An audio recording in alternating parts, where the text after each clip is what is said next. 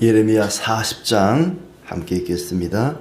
사령관 느부사라단이 예루살렘과 유다의 포로를 바벨론으로 옮기는 중에 예레미야도 잡혀 사슬로 결박되어 가다가 라마에서 풀려난 후에 말씀이 여호와께로부터 예레미야에게 임하니라. 사령관이 예레미야를 불러다가 이르되 내 하나님 여호와께서 이곳에 이 재난을 선포하시더니 여호와께서 그가 말씀하신 대로 행하셨으니 이는 너희가 여호와께 범죄하고 그의 목소리에 순종하지 아니하였으므로 이제 이루어졌도다. 이 일이 너희에게 임한 것이니라. 보라, 내가 오늘 내 손에 사슬을 풀어 너를 풀어주노니 만일 내가 나와 함께 바벨론으로 가는 것을 좋게 여기거든 가자, 내가 너를 선대하리라. 만일 나와 함께 바벨론으로 가는 것을 좋지 않게 여기거든 그만두라. 보라, 온 땅이 네 앞에 있나니 네가 좋게 여기는 대로 옳게 여기는 곳으로 갈지니라 하니라.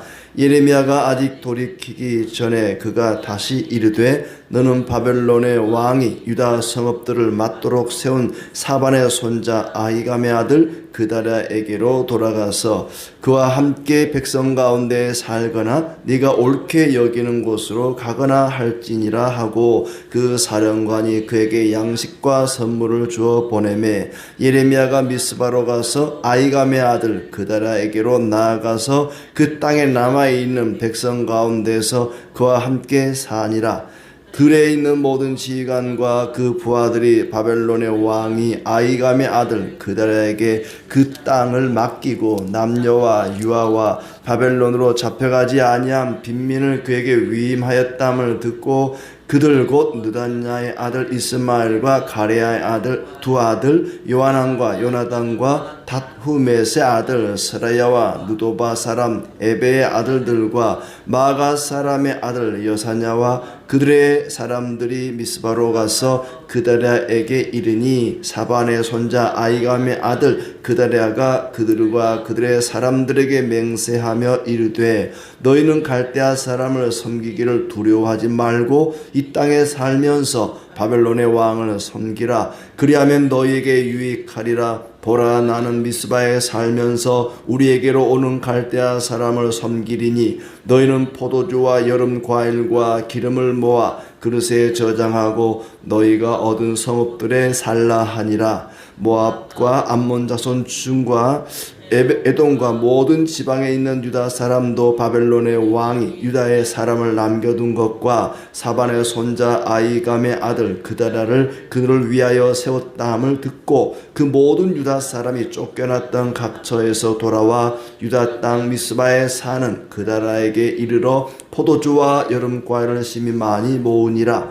가레야의 아들 요하난과 들에 있던 모든 군 지휘관들이 미스바에 사는 그다랴에게 이르러 그에게 이르되 암몬 자손의 왕 바알리스가 내 생명을 빼앗으려 하여 느다냐의 아들 이스마엘을 보낸 줄 네가 아느냐 하되 아히감의 아들 그다랴가 믿지 아니한지라. 가레야의 아들 요하난이 미스바에서 그들에게 비밀이 말하 이르되 청하노니 내가 가서 사람이 모르게 느다냐의 아들 이스마엘을 죽이게 하라. 어찌하여 그가 내 생명을 빼앗게 하여 내게 모인 모든 유다 사람을 흩어지게 하며 유다의 남은 자로 멸망을 당하게 하랴 하니라. 그러나 아히감의 아들 그다랴가 가레야의 아들 요하난에게 이르되 네가 그 일을 행하지 말 것이니라. 네가 이스마엘에 대하여 한 말은 진정이 아니니라 하니라. 아멘. 네, 오늘도 하나님의 은혜와 평강이 가득하기를 진심으로 축복합니다. 이제 예루살렘이 함락이 되고 그 이후에 일어난 일들이 기록되고 있습니다. 유다에 남아있던 사람들에게 주어지는 말씀이죠. 예레미야는 하마터면 죽을 뻔했는데 하나님 은혜로 이제 바벨론 왕이 풀어주라 해서 자유의 몸이 되었습니다마는 그 이후에 다시 느부갓네살 왕이 예루살렘에 있는 백성들을 잡아서 포로로 끌고 가라 이 명령이 내려졌을 때에 아마 이제 병사들 가운데 예레미야를 알아보지 못하는 사람들이 실수로 예레미야도 같이 잡아서 바벨론으로 끌고 가려고 했던 것 같아요. 그때 이제 하나님께서 느부사르단을 통해서 예레미야를 다시 풀어주고 이제 네가 가고 싶은 곳으로 가라 이렇게 배려하는 내용. 그리고 왕이 더 이상 세워지지 않는 상황 속에서 또 다른 혼란이 예루살렘에 일어나고 있다는 것을 우리에게 보여주고 있습니다. 아마 예레미야가 바벨론으로 갔더라면은 굉장히 환대를 받았겠죠. 예레미야가 뭐 바벨론이 좋아서 그런 얘기를 했다거나 자기 민족 유대 백성들이 싫어서 미워서 멸망을 선언한 것도 아니죠. 오직 하나님 명령이기 때문에, 하나님 말씀이기 때문에 예루살렘의 멸망을 선포한 것인데, 뭐 결과적으로는 느부갓네살 왕의 입장에서 보면은 자기들에게 유익을 끼친 거니까 예레미야에게 선대할 수 있지만은 예레미야는 기꺼이 이 바벨론으로 가지 않습니다. 자, 1절부터 보면 사령관 느부사르단이 예루살렘과 유다의 포로를 바벨론으로 옮기는 중에 예레미야도 잡혀 사슬에 결박되어 가는 것을 보고 풀어줍니다. 그리고 하는 말이 하나님께서 이곳에 예루살렘에 유다 땅에 재앙을 내리겠다고 했는데 그 말씀대로 되었다. 이 유대 땅이 재앙을 얻게 된 이유는 바로 당신들의 죄 때문입니다 라고 분명하게 이야기합니다. 2절을 보면 여호와께서 이곳에 이 재난을 선포하시더니 그가 말씀하신 대로 행하셨으니 너희가 여호와께 범죄하고 그의 목소리에 순종하지 아니하였으므로 이제 이루어졌도다. 정확한 시각을 가지고 있습니다. 예루살렘이 망한 이유, 그것은 바로 이 도성에 살고 있는 당신들의 죄 때문입니다. 너희의 죄 때문에 하나님이 이곳에 재앙을 내리셨다. 하나님께서 이곳에 재앙을 내리겠다고 말씀하셨는데 그 말씀대로 되었습니다. 이게 선지자의 말이 아니고 예레미야가 하는 말이 아니고 바벨론의 사령관 느부사르단의 입에서 나오는 말입니다. 그러면서 이제 이 수갑을 풀어줄 테니까, 결박을 풀어줄 테니까 나랑 같이 바벨론으로 가든지 아니면 이 땅 어디든지 마음에 드는 곳이 있으면 그곳으로 가라. 당신 좋을 대로 하시오. 그러면 제일 좋은 땅 골라갈 것 같은데 그렇게 하지 않죠. 이제 그데라를 통해서 동족과 함께 살든지 아니면 당신 보기에 적당한 좋은 땅 있으면 거기에 골라 사시오라고 제안을 합니다. 참 전쟁이라고 하는 것이 이렇게 비참합니다. 사람이 다 붙잡혀가고 황무지가 되고 어디든지 당신 마음에 드는 곳에 가서 사시오. 이게 결코 개인에게는 좋을 수 있지만은 국가적으로 역사적으로 보면은 참 비참한 일이죠. 전쟁은 있어서는 안 되는 일입니다. 그리고는 예레미야에게 양식과 선물을 주면서 당신 좋은 곳에 가서 사시오. 그리고 이제 미스바에 있는 그데라를 총독으로 세운 거죠. 더 이상 예루살렘의 유대 땅에 왕은 없습니다. 더 이상 왕은 없고 이제 바벨론 제국에 편입이 되었으니까 바벨론 제국의 식민지가 되었기 때문에 식민지에는 항상 총독이 세워지죠. 황제가 그 땅을 다스릴 수 있는 총독을 세우는데 그다랴라는 총독이 세워집니다. 미스바에 있는 총독 그데라에게 가서 같이 살든가 이 땅 어디든지 당신이 원하는 곳에 마음에 드는 곳이 있으면 거기 가서 사시오 하고 양식과 선물을 주어서 보내죠. 예레미야는 미스바로 가서 그데라를 찾아가서 남아있는 동족과 함께 살았다. 이 모든 배후 위에는 하나님이 계셨습니다. 수없이 죽을 뻔한 고비가 있었지만은 하나님이 예레미야를 지켜주시고 구원하시고 결국은 이제 미스바에 가서 그데라와 함께 살게 했는데 그것이 끝이 아니었습니다. 혼란은 계속됩니다. 바벨론 왕이 그데라를 총독으로 삼아 남은 사람들을 맡겼다는 소식을 군 지휘관들이 듣고 미스바로 모여듭니다. 아직 바벨론 입장에서 보면 잔당들이 남아있는 거죠. 예루살렘이 함락될 때에 어떻게 했어요? 이 앞장에 보면 왕과 함께 군인들이 다 달아났습니다. 다 도망갔어요. 그 도망갔던 사람들 가운데 군 지휘관들이 일부가 미스바로 와서 이제 그다라를 만나게 됩니다. 그 중에 왕족이었던 이스마엘이나 요하난이나 또 이런 사람들이 섞여 있었던 거죠. 오늘 그 명단이 쭉 나옵니다만은 이 이스마엘 이 사람이 또 다른 문제를 이제 뒤에 가면 일으키게 됩니다. 그러니까 이스마엘은 왕족이고 그다라는 귀족이니까 내가 왕족인데 그래도 왕족이 왕을 해야지 왕은 아니어도 총독을 해야지 어찌 네가 이 나라를 다스리느냐 하면서 또 암살을 하게 되는 그런 대혼란이 시작되는데 그 이제 전조로서 이런 일들이 일어나는 거죠. 그 나라를 중심으로 해서 흩어졌던 군 지휘관들이 하나둘 모여들기 시작합니다. 나는 미스바에서 여러분의 대표자로 일할 테니 여러분은 과일과 기름을 모아서 그릇에 저장하고 성읍에 살아라. 그 나라가 총독이 되어서 뭐 매국노처럼 그렇게 유대 백성들을 괴롭히고 그런 건 아니었습니다. 일단은 경제 부흥 정책을 펴죠. 여기 나오는 대로 이제 기름과 여름 과일들을 많이 모았다. 일단 먹거리부터 해결하는 겁니다. 포도주와 여름 과일과 기름을 모아 그릇에 저장하고 너희가 얻은 성읍들에 살라.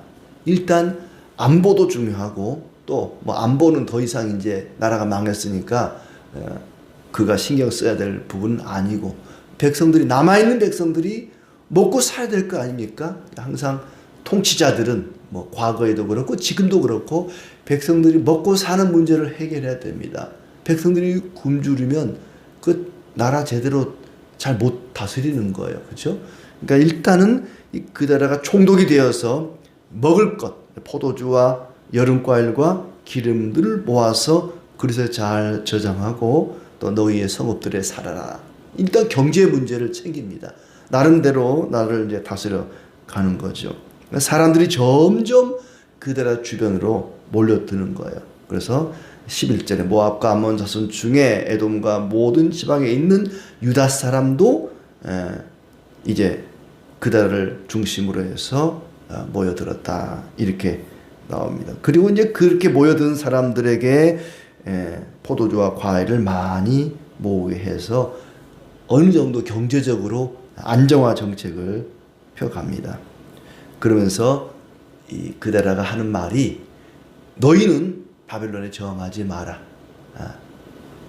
아직 우리 군대가 남아있다. 군인들이 남아있다고 해서 게릴라전을 펴면서 바벨론을 괴롭히지 말고 그들에 잘 순응하면서 살아야 된다. 9절에 이 땅에 살면서 바벨론의 왕을 섬기라. 그리하면 너희에게 유익하리라.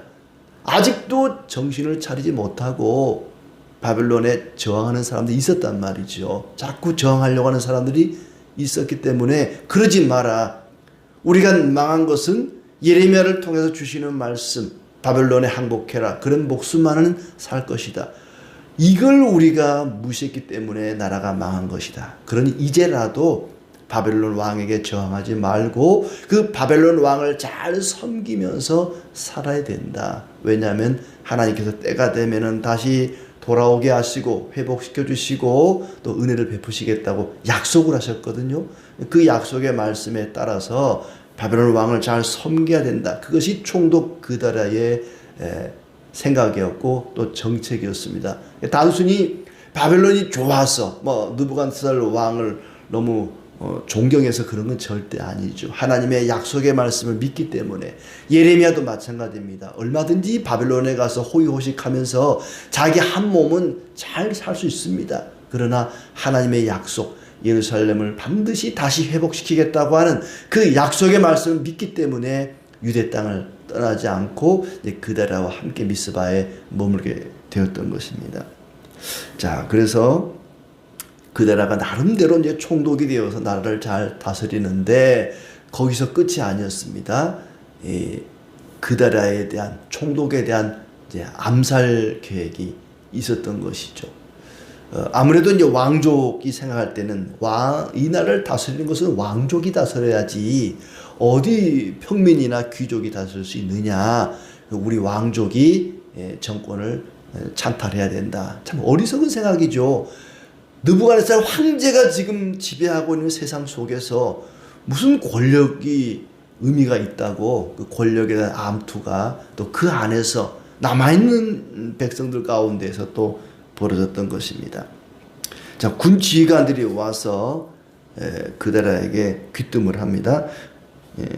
암몬 왕이 당신을 암살하려고 이스마엘을 보냈다. 근데 그데라가 그 말을 믿지 않았습니다. 사람은 믿을 존재가 못 돼요. 그렇죠? 우리가 하나님만 믿고 의지해야지.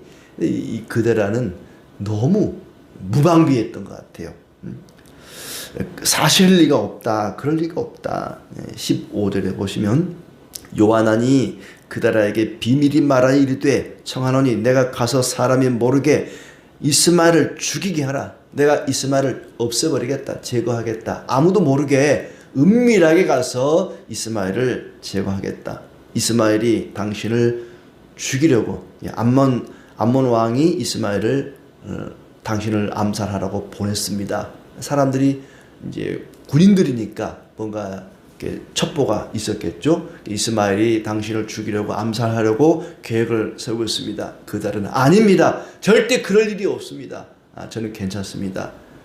굳이 이스마엘을 암살할 필요가 없습니다. 나중에 요하난 이 사람도 또 문제를 일으켜요. 아무튼 이 그데라가 자신을 죽이려고 하는 이스마엘의 그 계략을 믿지 않습니다. 그럴 리가 없습니다.